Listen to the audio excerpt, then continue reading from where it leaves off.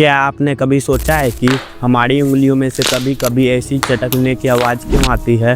तो बेसिकली हमारे बोन्स में जॉइंट्स होते हैं और इन जॉइंट्स के बीच में एक फ्लूइड भरा होता है जिसे साइनोवियल फ्लूइड कहते हैं। और इस फ्लूइड का काम होता है कि ये हमारे बोन्स को फ्लेक्सिबिलिटी दे और उनके मूवमेंट को स्मूथ बनाए। और जब हम हमारी फिंगर्स को मोड़ते या स्ट्रेच करते हैं तो इस फ्लूइड में एयर पॉकेट्स बन जाते हैं और जब ये फूटते हैं तब ऐसी साउंड आती है।